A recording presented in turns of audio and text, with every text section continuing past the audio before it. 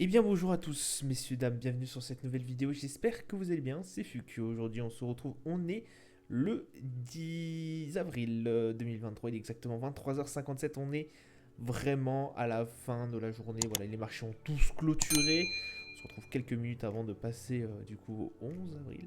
Voilà. Nous avons sur des voilà sur la séance complète sur tous les indices du rouge. Voilà, voilà. Avec un CAC 40 qui finit à moins 1,30%. Grosse baisse sur le CAC. On avait pu ouais effectivement récemment eu l'occasion de dépasser les moins 1% et quelques de baisse depuis plusieurs semaines. Voilà, c'est chose faite. 7220 points exactement. On n'a pas réussi à sauvegarder les 7300 points. L'Eurostox qui fait moins 1,38, le DAX moins 1,31, le FTSE 100 moins 1,67, le Dow Jones qui plonge à moins 1,07, le Nasdaq moins 1,76 et le Nikkei 225 à plus 0,63.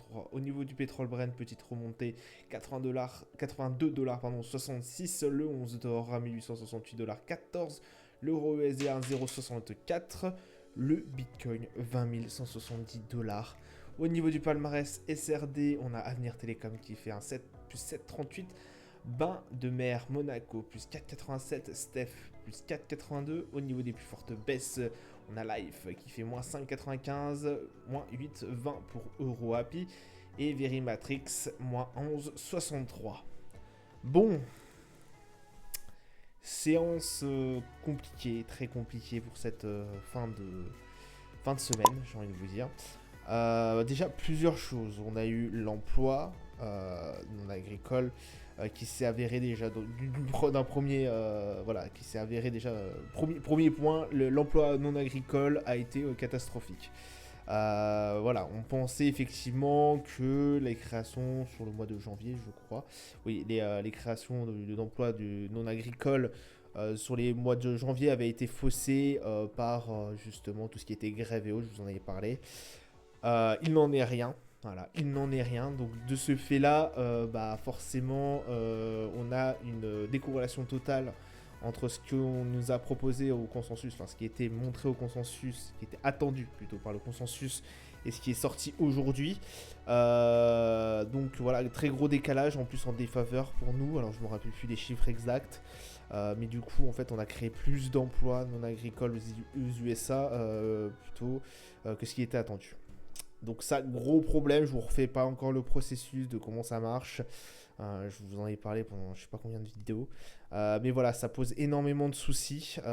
Cet emploi qui est extrêmement solide au niveau des US, on sait que c'est facteur d'inflation et que c'est extrêmement regardé par la Fed. Qui va sûrement, qui prend sa décision de relever des taux la semaine prochaine, je crois, de tête. Donc voilà, attention, on tablerait vraiment sur un 50 points de base. Or, après, on a un deuxième facteur qui est rentré en compte, puisqu'on a le taux de chômage qui est sorti aussi à la même heure aujourd'hui, au même moment. Le taux de chômage a été plus fort que ce qu'on attendait. Voilà.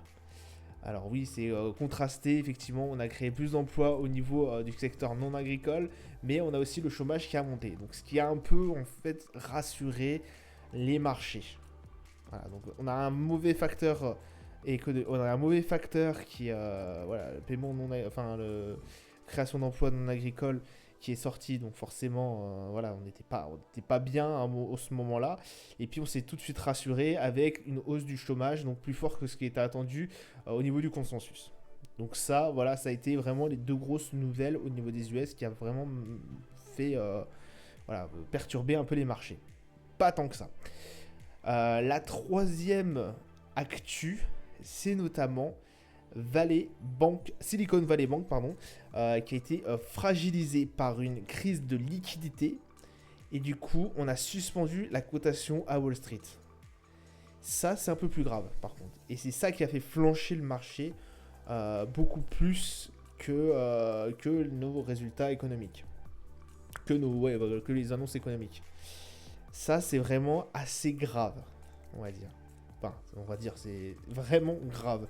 Une suspension de cotation, bon, déjà, c'est jamais trop bon. Hein, on se rappelle de Orpea et autres. Il n'y a pas qu'Orpea, mais voilà, c'est déjà assez complexe. Mais en plus, si vous avez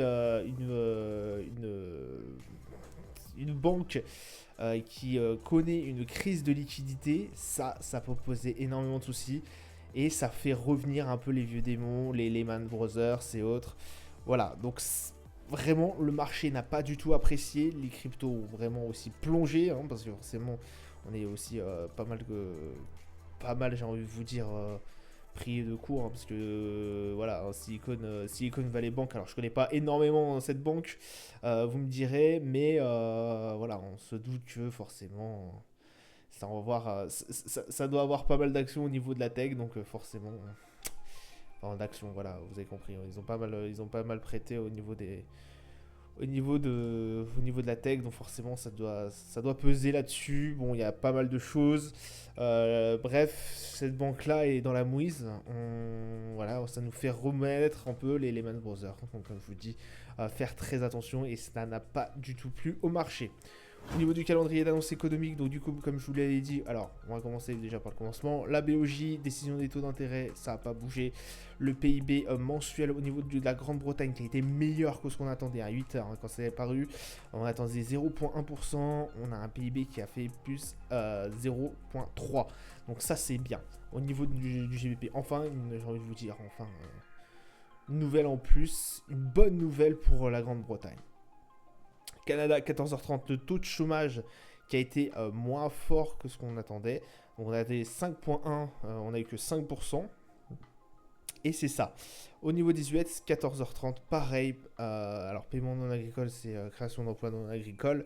Et le taux de chômage. Le taux de chômage, comme je vous ai dit, a été plus fort que ce qu'on attendait. Donc ça, c'est assez bien. En tout cas, pour les marchés, les créations d'emplois non agricoles.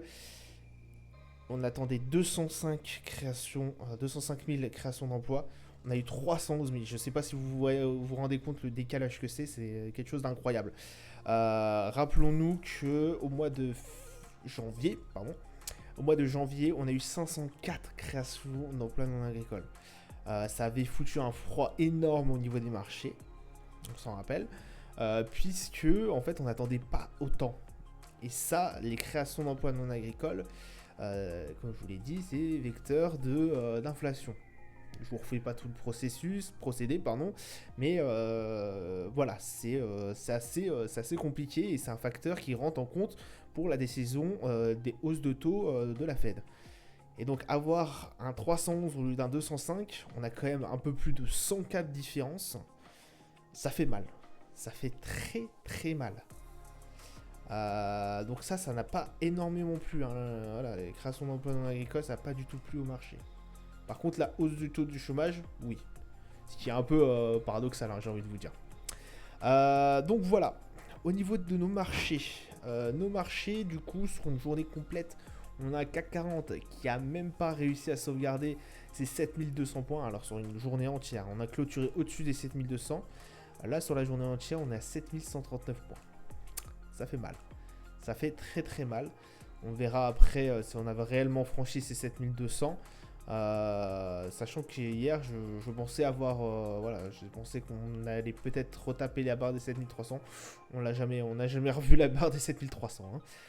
C'était un peu audacieux de ma part d'ailleurs. Un RSI en zone de neutralité, alors vraiment neutre, mais on commence à pencher fortement vers une zone de survente. Et un MACD qui a toujours une tendance haussière, mais qu'elle commence un peu à s'affaisser. On commence à descendre un peu au niveau des bas-fonds, des abysses. Et voir un changement de tendance prochaine, mais alors, nous avançons pas trop. La semaine prochaine sera une semaine bien chargée. Le Nasdaq, c'est pareil. Alors là, on est en train de recasser cette barre des 12 000. À voir si elle tient toujours. J'espère toujours qu'elle tienne ces barres-là. Ce support-là tient toujours, j'espère. On est descendu déjà bien plus bas. Il va falloir voir avec les prochaines séances si on est capable de tenir cette barre des 12 000. Et ici, zone de neutralité avec un penchant vers la zone de survente. Attention, et un MACD sans réelle tendance. Hein. Le Brent 82,85$. On est toujours entre les 90 et les 80$. Pas grand chose à dire sur le Brent. Voilà, ça se valide. Voilà, grossièrement. Le 11 d'or, 1867 $, 0,86. Incroyable remontée. Alors là, les 1810 ont bien fait encore le rôle de support. Là, on a un support qui tient. On l'avait travaillé une fois ici, bon, 2 fois là si on veut, et une autre fois ici où ça avait bien tenu. Là, on est en train de remonter. On va peut-être aller chercher cette barre à 1900 et quelques, ce plafond à 1900 et quelques, pour essayer d'aller rechercher peut-être plus tard en haut. Mais voilà, belle montée en tout cas du 11 d'or. Alors, forcément, avec ce qui se passe avec la Silicon Valley Bank et tout, forcément, ça a profité énormément au 11 d'or. On a au niveau du RSI une belle hausse. On commence à arriver à aller chercher la zone de survente, de surachat, pardon. Mais bon, pour l'instant, on est toujours en zone neutre. Le DAX qui plonge. Alors, on va revoir les 15 600. On va aller chercher plutôt les 15 000, le support des 15 000 là pour l'instant. Bon, après, ça fait longtemps qu'on n'a pas vu ces 15 300 et quelques. Mais quand même une journée de baisse qui se fait sentir, une belle journée de baisse qui se fait sentir. Après, voilà, rien de catastrophique sur notre DAX. Le MACD toujours en petite tendance haussière, avec un RSI voilà, qui est en zone neutre maintenant. Le S&P, on est à 3877. Au revoir les 4000. On va aller chercher les 3008. Ce support des 3008, voilà, qu'on avait réussi à s'en dégager depuis le début de l'année. Là, patatras. Ça retombe fort. Le RSI avec une zone probable de survente bientôt et avec un MACD en tendance baissière. Bon, attention sur les indices américains. Là, voilà, on n'est pas non plus, on n'est pas comme les indices européens. C'est pas la joie quoi. Donc faites attention parce qu'après les 3800, la prochaine barre est à 3500. C'est la plus faible, enfin c'est la barre la plus, le support le plus, avant les abysses quoi. On est déjà dans les abysses, vous me direz, mais là ça fait vraiment mal au derrière de se retrouver aussi bas encore une fois, surtout en 2023. Enfin, après voilà, 2023 j'ai envie de vous dire, tout le monde pensait que c'était une année qui allait être radieuse. Là on voyait tous s'exciter là depuis le mois de février, il faut participer au run et tout. Calmez-vous messieurs dames, faites très attention hein. Dow Jones c'est pareil hein. La barre des 33 000 a cédé. Je pense elle a cédé. Notre prochain support est aux alentours des 31 353. Voilà, et c'est le support avant les abysses. Voilà, clairement. Un support avant les abysses parce que voilà hein, alors après c'est vrai qu'on avait fait un énorme pic en bas là, à 3000 et quelques. À 30 000 et quelques, pardon.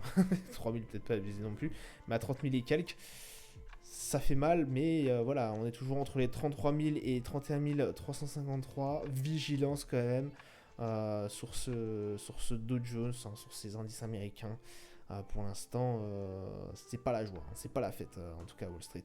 MACD en tendance baissière et un RSI voilà, qui arrive proche de la zone de survente. Voilà, ça sera tout pour moi pour aujourd'hui. Je vous souhaite une agréable journée, une bonne soirée à vous. Je vous dis à plus tard. Ciao, ciao.